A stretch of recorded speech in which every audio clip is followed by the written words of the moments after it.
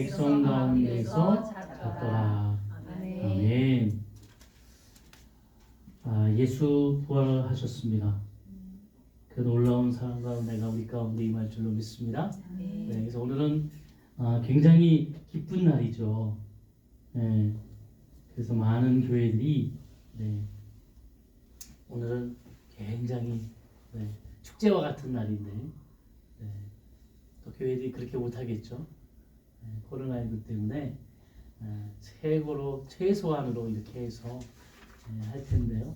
그래도 어디 있든지 어느 곳에 있든지 이 부활의 놀라운 소망과 사랑은 모든 자들에게 증거되어질 줄로 믿습니다. 네, 오늘 우리 삶 가운데도 그 은혜가 임할 줄로 믿습니다.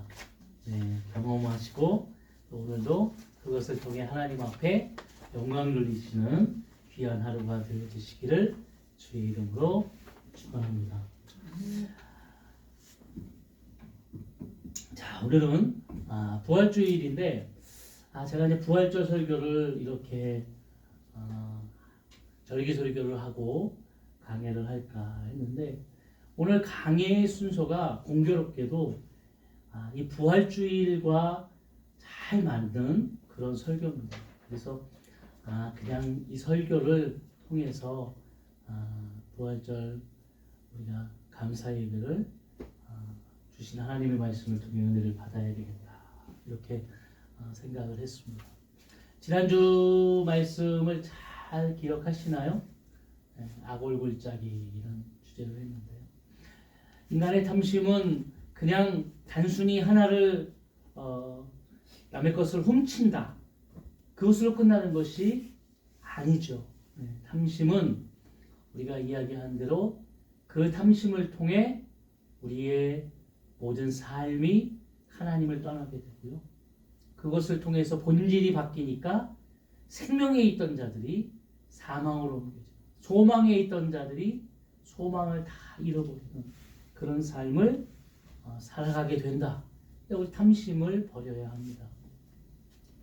그래서 이 아간이라는 자를 통하여서 그가 그 탐심 때문에 유대 지파였던 아간이 악골골짜기로 끌려가서 고통의 골짜기, 고난의 골짜기 거기서 그 가족들과 죽음을 맞이하게 되죠. 그러면서 우리가 봤습니다. 이 모든 그 죄의 모든 것이 아간 혼자 한 것이 아니라 그 가정이 있었고 어떻게 보면 더 넓게 보면 공동체라는 것에 대해서 하나님이 이야기했죠. 그래서 아간이라는 자가 범죄했지만 하나님은 이스라엘이 범죄했다. 이렇게 말씀하시는 장면을 기억합니다. 그러면서 호세아서를 우리가 보면서 이야기했죠. 2장 14절 15절 이렇게 보니까 악골골짜기를 하나님께서 소망의 문으로 삼아 주시겠다. 그러니까 어떻게 보면 고통의 골짜기, 고난의 골짜기, 정말 우리가 생각할 때 악골골짜기라는 것은 우리 인생 가운데의 여러 가시밭길 같은 그런 어려운 삶의 모습인데 그 삶에 하나님께서 소망의 문을 열어주시겠다. 그러니까 이것이 복음이거든요. 오늘도 지치고 상한 영혼, 오늘도 너무 힘들어서 쓰러질 수밖에 없는, 주저앉을 수밖에 없는 우리 인생과 삶에 하나님이 뭐라고 말씀하시죠? 수고하고 무거운 짐 자들아 다 내게로 오라. 내가 너희를 편히 쉬게 하겠다. 쉬게 하겠다. 그리고 그 짐은 내가 대신 짊어지겠다. 이게 복음이거든요. 그래서 우리는 주님을 바라봐야 하고 주님을 의지해야 합니다. 갈보리 산 위에 십자가가 섰습니다. 그 고통과 고난의 십자가는 오늘 악골골짜기처럼 사망의 역사를 이룰 수 있었지만 예수 그리스도는 그 고통과 고난을 통하여 그곳에 부활의 소망을 이루셨습니다.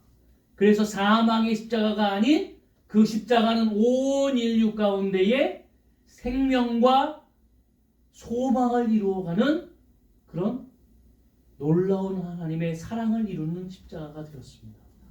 그래서 우리가 십자가를 이렇게 걸잖아요. 사실 이 십자가는 우리가 상징적으로 이게 걸지만 그 시대의 사용 틀입니다. 사람이 범죄했을 때, 아주 악한 범죄를 했을 때 그때 사람을 죽이는 사형 틀이에요. 네. 사람을 거기다 매달고 그 사람을 태양볕에서 몇 시간 동안 있으면서 거기서 사람이 죽어가는 거예요. 예수님은 그것으로 끝이 아니라 양손과 양발에 대못을 박았죠. 그리고 옆구리에 창을 찔러서 모든 피가 그 십자가에서 그 보혈의 흐름을 통하여 피값을 지불하여 주셨습니다. 이유는 그 피값을 지불함을 통하여 우리에게 참된 생명의 은혜가 임하게 되는 겁니다. 우리 죄 때문에 죽을 수밖에 없는 사망 가운데 있는 우리가 생명을 얻게 되는 겁니다. 소망의 문을 이루어 주겠다. 그래서 예수님께서 우리 가운데에 아골골짝이라 소망을 이루는 놀라운 역사를 보여주셨습니다. 오늘 이스라엘에게 시작하면서 마찬가지죠. 아이성을 7장에 여리고성을 무너뜨린 이스라엘 백성이 아이성, 조그만 성, 그 성을 진군해 갔지만 그들은 실패했습니다. 실패했어요. 실패를 경험했을 때 우리 가운데에 두려움이 있을 수밖에 없고 좌절할 수밖에 없습니다. 근데 하나님은 실패를 경험한 우리에게 이렇게 말씀하시는 거예요. 한번 말씀 하나 찾아볼까요? 시편 37편 24절입니다.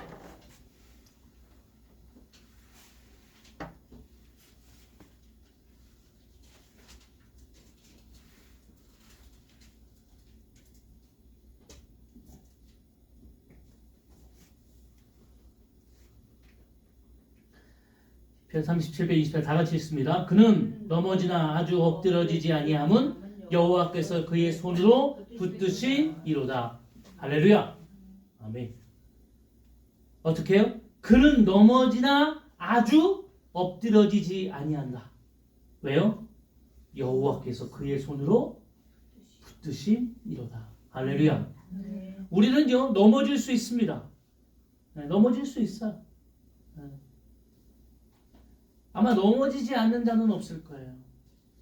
세상에 여러 가지 좌절과 고난, 역경 이것 때문에 슬퍼하고 힘들어하지 않은 자가 없을 겁니다. 이런 겁니다. 정신과 의사들은 뭐라고 얘기하냐면 이렇게 얘기를 해요. 모든 사람들이 우울증을 다 경험할 수 있다. 대부분의 사람들이. 그런데 우리는 바라볼 때에 정신과 다닌다 그러면은 옛날에는 뭐라고 그랬어요? 미쳤다고 생각해요. 미쳤다. 그런데 지금도 사실은 꺼려한다라는 거예요. 그러나 중요한 것은 우울증이라는 것은 병이에요. 근데 모든 현대인들이 다 대부분 경험할 수 있는 병이에요. 그러니까 이것을 감기와 같이 생각하면 됩니다. 모두 감기 걸리잖아요. 약 먹으면 낫는 겁니다. 우리 실패합니다. 그렇죠? 실패하지만 다시 일어나면 됩니다. 그래서 본문에 실패했던 이스라엘 백성들에게 뭐라고 하나님이 말씀하시냐면 1절에 여호와께서 여호수아에게 이르시되 두려워 말라 놀라지 말라. 아멘. 시편 이사야 41장 10절에 뭐라고 되어 있나요? 두려워하지 말라. 내가 너와 함께 함이니라. 나의 의로운 오른손으로 너를 붙들리라. 아멘. 나의 의로운 오른손으로 내가 너를 붙들리라. 두려워하지 마라. 이게 하나님의 우리 가운데 행하신 뜻입니다. 하나님은 지금 두려움 때문에 덜덜 떨고 있는 그들에게 다시 한번 하나님 앞에서 두려워하지 않고 놀라지 아니하고 주님을 바라볼 수 있기를 원하는 겁니다. 실패를 많이 했던 미국의 대통령이 한 사람이 있습니다. 아시나요? 아브라함 링컨입니다. 51번 실패를 했다고요. 인생에서. 근데 그 아브라함 링컨이 실패를 할 때마다 그가 드렸던 기도가 있습니다. 오늘 주보 보셨나요? 한번 다 같이 한번 볼까요? 주보에 한번 보면 내가 실패했다고 느껴질 때 드리는 기도. 이게 아브라함 링컨이 내가 실패할 때마다 느껴질 때마다 기도했다라는 거예요. 한번 읽어볼까요? 주님, 우리 인생에서 실패했다고 느낄 때 이러한 깨달음을 얻게 하소서. 실패는 내가 패배란 말은 아닙니다. 단지 내가 아직 성공하지 않았다는 것입니다. 실패는 아무것도 이루지 못했다는 것이 아닙니다. 어떤 중요한 것을 배웠다는 것입니다. 실패는 내가 어리석다는 것이 아닙니다. 시도할 충분한 믿음이 있었다는 것입니다. 실패는 내가 치욕을 받은 것이 아닙니다. 내가 감히 시도했었다는 것입니다. 실패는 내가 그것을 가지지 못했었다는 것이 아닙니다. 다른 방법으로 무엇을 해야 한다는 것입니다. 실패는 내 인생의 하부품이라는 것이 아닙니다. 내가 완전치 않다는 것입니다. 실패는 내 시간을 탕진했다는 것이 아닙니다. 내가 다시 해야 한다는 것입니다. 실패는 이제 내가 포기해야 한다는 것은 아닙니다. 더 열심히 해야 한다는 것입니다. 실패는 내가 결코 이룰 수 없다는 것이 아닙니다. 나에게 보다 인내가 필요하다는 것입니다. 실패는 주께서 나를 버렸다는 것이 아닙니다. 당신이 더 좋은 아이디어를 갖고 계시다는 것입니다. 주여, 이 모든 것을 깨달을 수 있는 지혜를 주시옵소서. 예수님의 이름으로 기도드립니다. 아멘. 네, 아브라함 링컨이 이야기한 겁니다. 그는 매체에서 이야기했다 그래요. 어떤 기자가 어떻게 당신은 그렇게 존경받을 수 있는 대통령이고 어떻게 이렇게 존경받을 수 있는 일을 할 수 있었습니까? 그때 아브라함 링컨이 했던 말이 이겁니다. 실패는 나를 모든 일들을 감수하고 해낼 수 있는 좋은 힘이 되었다. 실패를 했기 때문에 그는 그렇게 모든 일들을 통해 정말 미국의 역사상 기록될 수 있을 만큼의 멋진 대통령이 되었던 것입니다. 아이성을 통해 이스라엘 백성들은 여리고성을 통해 가졌던 그 기쁨과 환희를 한순간에 다 잊어버리게 되었죠. 그리고 그 실패란 단어 때문에 이스라엘 백성에게는 사망이라는 어려움을 겪게 되었습니다. 그러나 하나님께서는 그들 가운데 그 두려움과 어려움을 통해 주저앉아 있기를 원하시는 것이 아니라 실패를 딛고 다시 일어날 수 있는 하나님의 놀라운 역사를 분명히 이루실 줄로 믿습니다. 일어나라. 일어나라는 이 단어는 쿰이라는 단어입니다. 히브리어로 쿰. 힘을 내라. 담대해라. 이런 뜻입니다. 놀라지 말라. 두려워 말라. 군사를 다 거느리고 일어나 아이로 올라가라.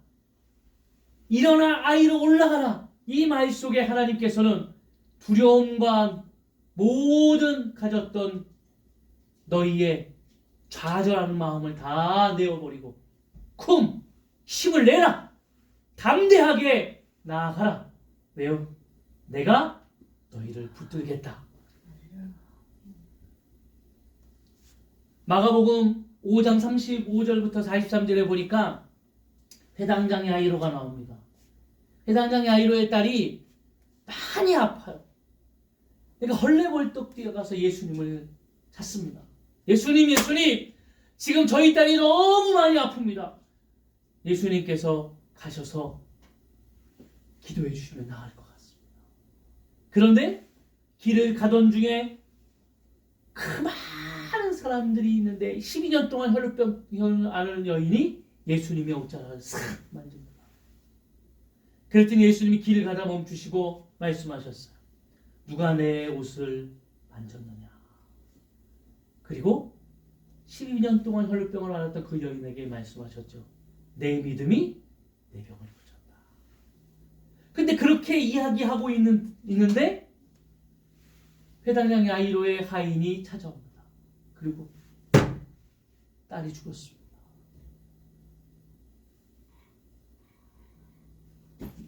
네. 그냥 신경 안 써도 되는데 딸이 죽었습니다.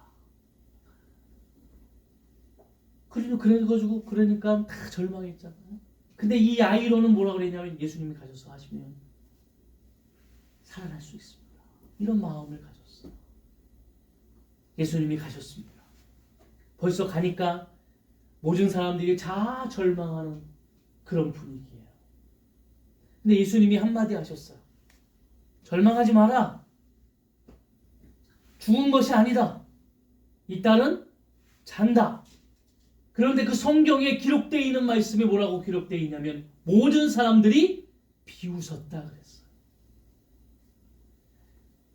복음서에 마태복음, 마가복음, 누가복음 다 이렇게 복음서에 다 기록되어 있는데 한결같이 다 써 있는 그 말이 뭐냐면 모든 사람들이 다 비웃었다 그랬다. 근데 예수님께서는 들어가셔서 그 딸을 고쳐주셨습니다. 어떻게요? 달리다 쿵!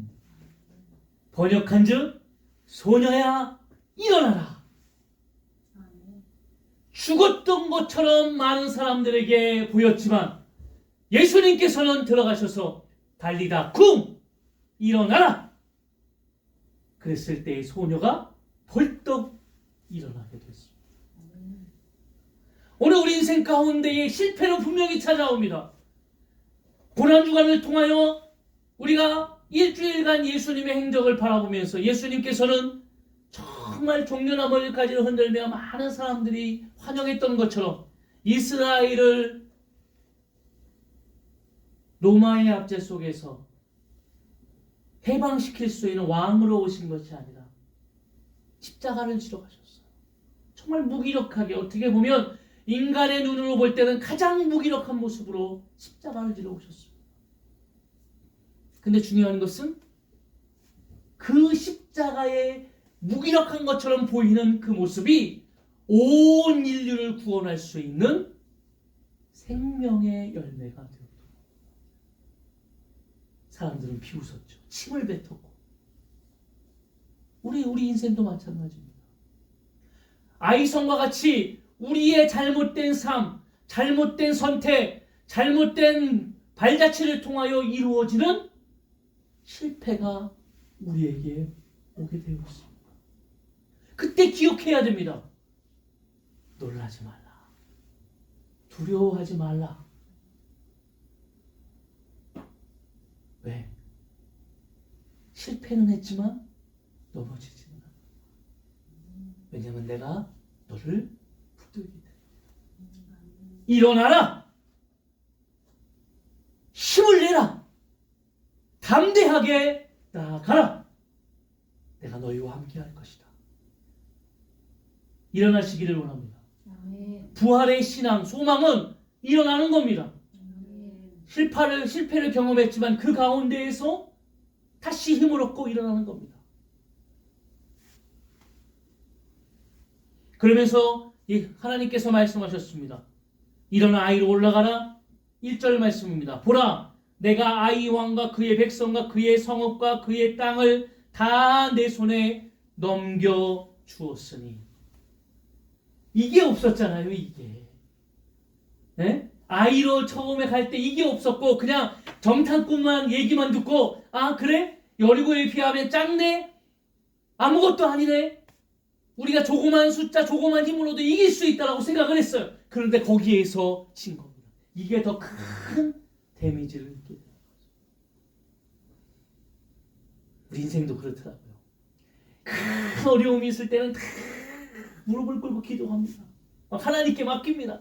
이 어려움을 우리가 할 수 없다고 생각해요. 그러다가 인생에 아주 조그만 문제, 사소한 문제가 있을 때 우리는 아 이거 별거 아니네? 기도도 하지 아니하고 별거 아니네? 잘 되어지겠지라고 생각했을 때 그것이 우리 가운데 문제가 생기는 거예요. 제가 살아보니까 부부가 싸우는 데에 있어서 큰 문제가 싸우잖아요. 큰 문제가 나타나면 부부가 아 이게 문제를 어떻게 풀까 해서 서로 정말 더 하나가 되어져서 하는 경우가 되게 많아요. 근데 뭐가 갖고 싸우냐면 아주 사소한 문제. 이런 거 갖고 싸우나 하는 아주 사소한 문제 갖고 싸웁니다. 마찬가지예요. 이스라엘 백성은 그것을 경험하게 되었고요. 하나님은 이스라엘 백성들에게 큰 교훈을 준 겁니다. 뭐죠? 하나님을 언제 어디서나 의지해야 된다는 거예요. 왜냐하면 그분이 우리를 붙드시기 때문에.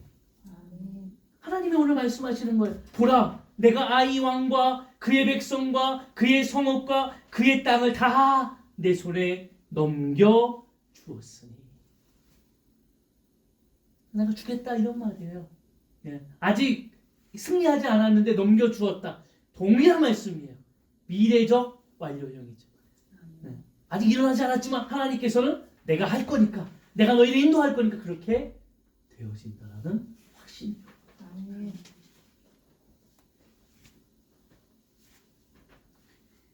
자, 2절 말씀. 너는 여리고와 그 왕에게 행한 것과 같이 아이와 그 왕에게 행하되 오직 거기서 탈취한 물건과 가축은 스스로 가지라. 너는 이 아이 성 뒤에 복병을 둘지니라 하시니. 여기서 2절에서 우리가 조금 다른 게 있잖아요. 네. 여리고 성을 할 때에는 뭐라고 얘기했습니까? 너희가 모든 생명은 다 죽이고 거기서 탈취한 물건은 어디다 바치라고요? 하나님께 바쳐라. 그런데 오늘 아이성을 하면서는 하나님이 뭐라고 그랬어요? 스스로 가지라. 탈취할 물건을 가축은 너희가 스스로 가지라. 뭐가 다를까요? 뭐가 다를까요? 여러분, 여리고성은요, 이스라엘 백성이 가나안에 처음 들어가서 행하는 처음 전쟁이었어요. 첫 것이었어요. 요즘엔 제가 우리 청년들 가끔 이렇게 제가 가리키면서 보는데요. 청년들이 처음 취업을 합니다. 취업하면은 뭘 드리죠? 처절매 드립니다. 처절매. 네. 이제 대학교 졸업하고 뭐 하다가 이제 취업 준비하다가 취업을 해요. 네. 그 청년들이 첫 것을 흔쾌히 이거 하나님 거니까 드리는 아이가 있는가 하면 고민에 빠지는 아이들이 있죠. 이거 11조는 무조건 드리는데 이 첫 것을 다 하나님께 다 드려야 되나? 뭐 이렇게 고민을 합니다.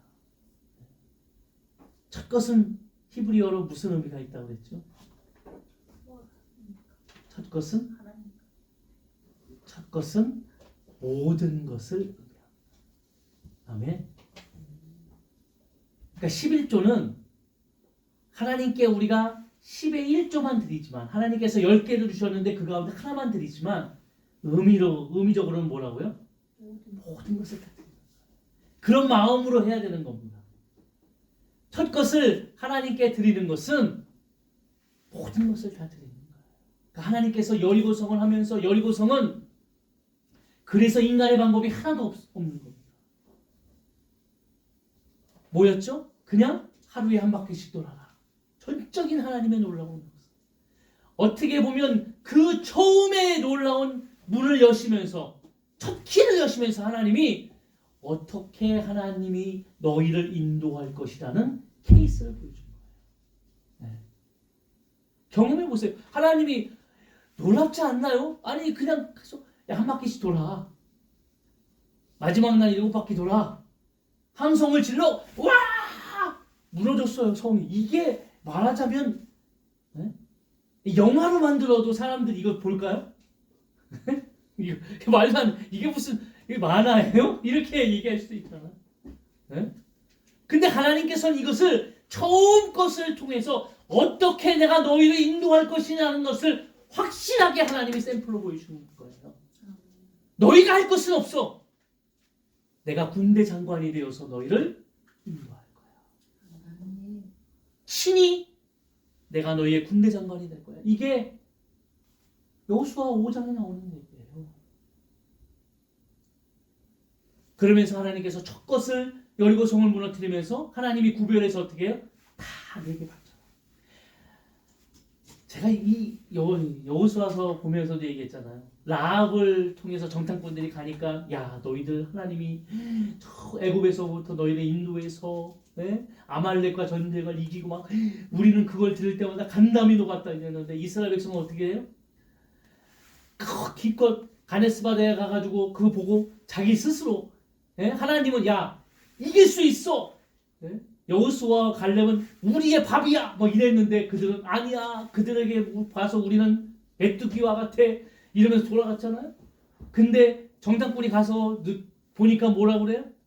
야 우리 간담이도 갔어. 선전하게 됐어. 다 여기서 막 정신을 잃었어. 이랬는데 그들이 그때 진격해서 들어왔으면 이길 수 있었던 전쟁이에요. 미련하게 40년을 광야에 다 죽었어. 근데 오늘 아간도 마찬가지예요. 아간도 여리고성에서 이렇게 할 필요가 없었잖아요. 아이성에서 하나님이 뭐라고 그랬어요? 너희가 다 가져라.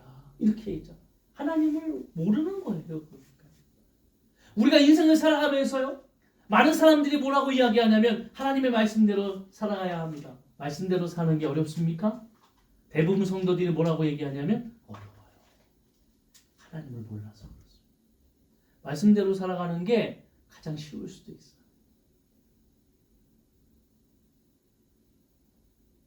제가 이렇게 막 어디 가면 수련회 같은 데 가면 저희 막 준비하잖아요. 이제 앞에 인도를 해야 되니까. 네. 그런데 그냥 따라가는 수련회 가면은요 그렇게 표현할 수밖에 없어요. 그냥 다 내려놓고 그냥 치는 대로 하면 돼요. 가서 밥 먹어라 그러면 밥 먹고, 빨리 모이세요. 이거 하세요. 그럼 가서 모여가지고 이렇게 하고 얼마나 편해요. 이거를 앞에서 준비하는 사람들은 가기 전에 막 뭘 해야 되는지 이게 되게 힘들잖아요. 하나님 말씀 그대로 그냥 순종하면 돼요. 아멘. 네, 그렇게 하겠습니다. 근데 우리는 자꾸 오해를 하는 거예요. 그 말씀대로 가면은 아닌 것 같고 내 생각과 다른 것 같고 세상의 어떤 가치관과 다른 것 같고 그러니까 어떤 오해를 합니까? 하나님의 말씀대로 가면 좁은 길로 가야 되고 그 길은 너무 어렵고 그 길을 갈 때마다 지진이 궁상이고 너무 힘들고 이렇게 생각만 하는 거예요. 하나님이 그렇다고 말씀하시지 않았어요. 뭐라고 하셨어요? 하나님 복을 주겠다. 복을 누리게 하겠다. 평탄한 길을 주겠다. 말씀하셨어요. 물론 좁은 길로 가니까 험난하지요. 그러나 그 길 속에서도 우리가 누릴 수 있는 하나님의 놀라운 기쁨과 평강과 복이 임하여 집니다. 넓은 길로 가면서도 힘들고 어려운 사람들이 얼마나 많은가.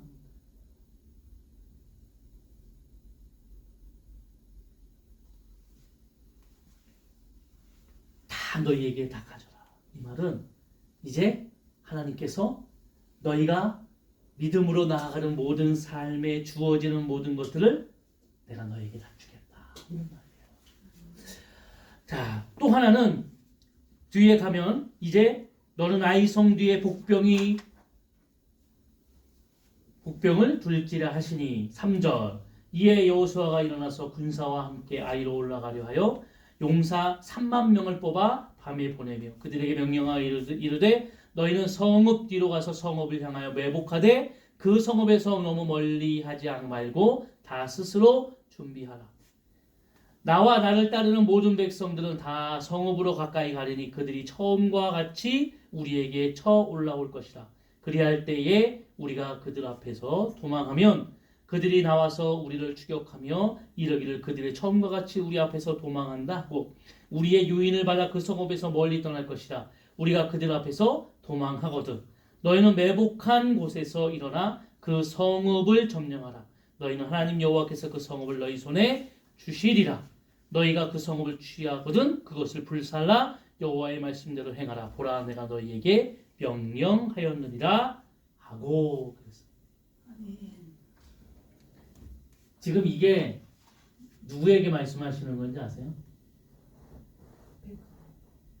여호수아에게 이야기하는 거예요. 이제 우리가 9절 보면 이 9절부터 그 밑에 이렇게 쭉 보면 이제 여호수아가 이제 백성들에게 이 들은 것을 그대로 이제 하나님의 작전을 해요. 근데 제가 이걸 보면서 느끼는데 아니 꼭 이렇게 지금 작전을 본 것 같잖아요.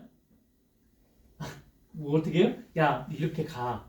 이렇게 가면 저 아이성에서 이렇게 행동할 거야. 그럼 너희는 그쪽 저 뒤에 복병을 했다가 이 성을 비우고 나올 거거든? 안 나오면 어떡할게요? 근데 안 나오지 않는데 하나님은 나올 거야. 나오면은 그 성을 데려가. 그리고 점령을 해. 그래서 너희는 매복해 있어. 복병을 줘. 그래서 이거 보면 뭐지? 이거는 그냥 예? 그냥 이거는 다 되어 있어요. 뭐만 하면 돼요? 순종만 하면 돼요. 기가 막혀. 제가 이거 보면서 야 만약에 야 이렇게 하나님이 우리 인생에 이렇게 그냥 다 써놓으셨다. 야 그냥 이렇게 해. 그게 그렇게 할 거야. 근데 사실 성경 말씀에 보면 다 기록되어 있어요. 중요한 것은 뭐냐면 우리가 깨닫지만 믿지 아니하고 그렇게 순종하지 않기 때문에 여러 가지 어려움들이 생기는 거지. 하나님은 다 그렇게 말씀하셨어요.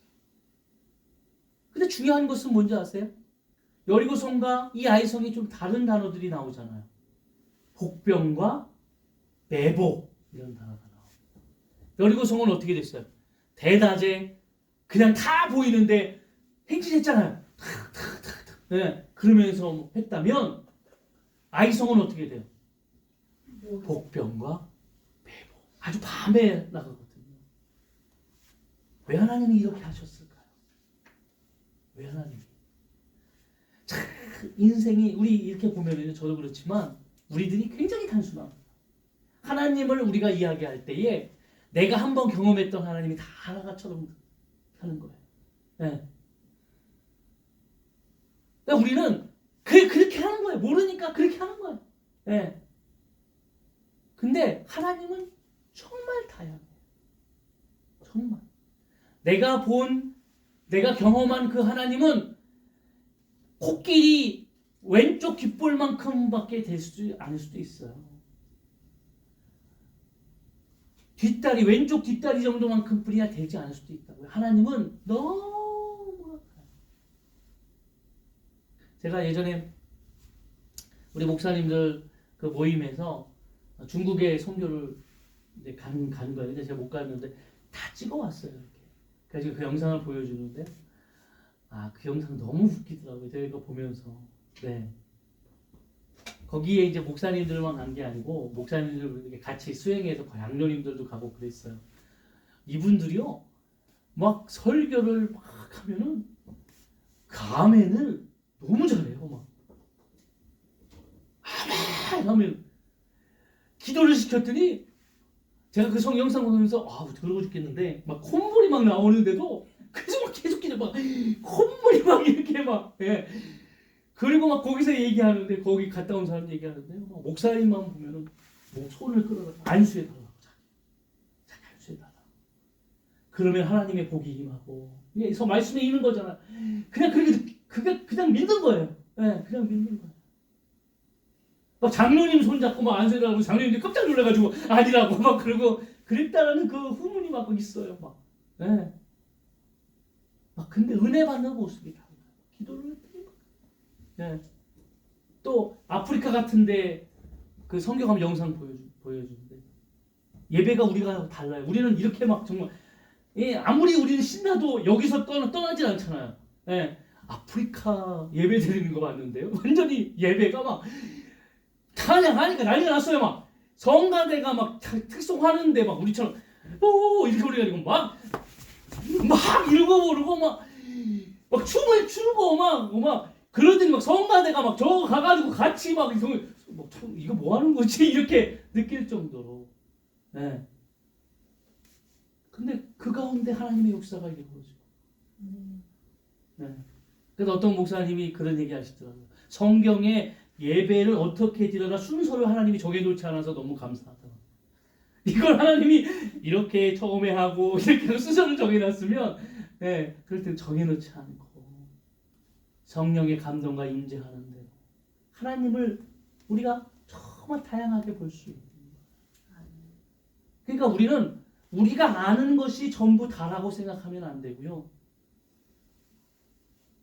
폭을 넓혀서 저 사람이 경험한 하나님은 이런 하나님이시구나. 근데 중요한 건 다 그렇게 다른 사람을 수용할 수 있는 그게 이단이 아니면 말이죠. 이단이 아니면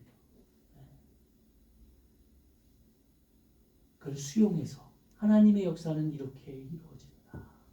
이렇게 경험하시기를 원합니다.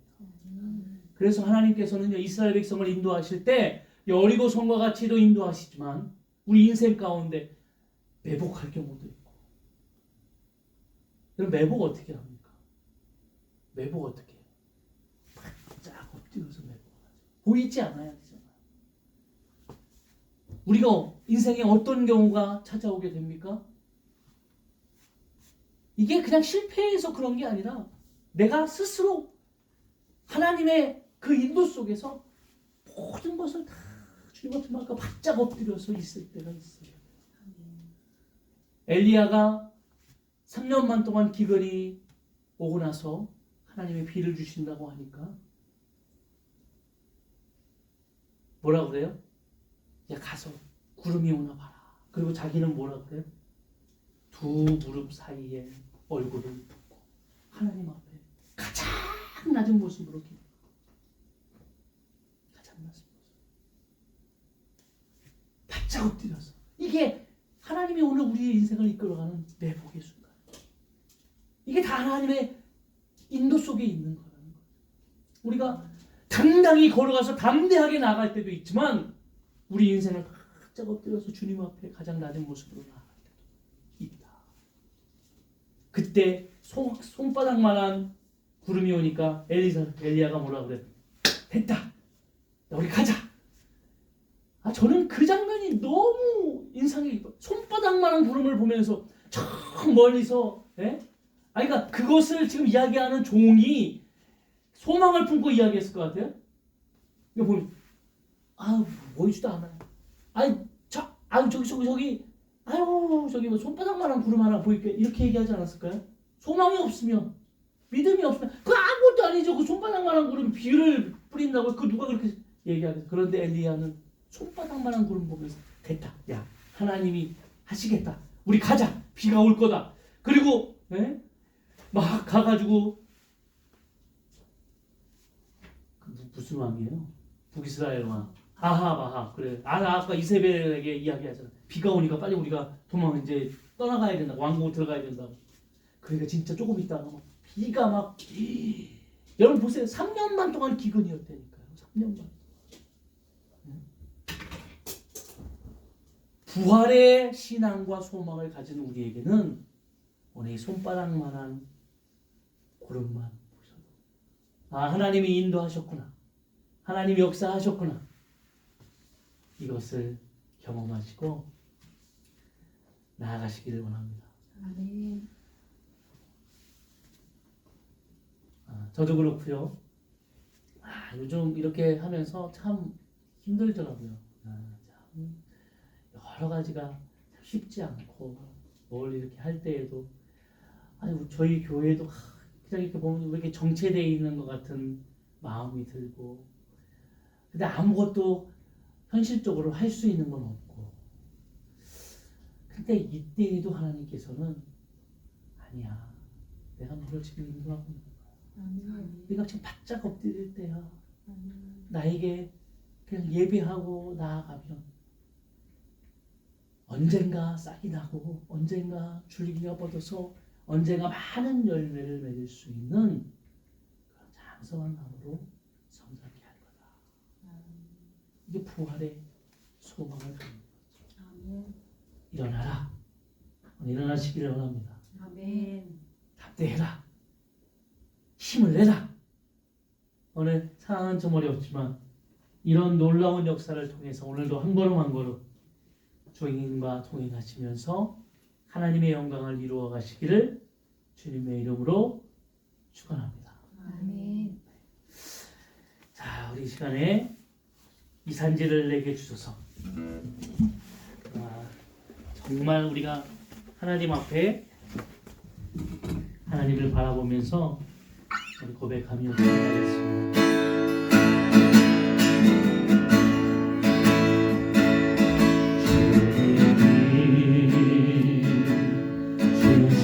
땅으로 한 걸음씩 나아갈 때에 수많은 적들과 견고한 성이 나를 두렵게 하지만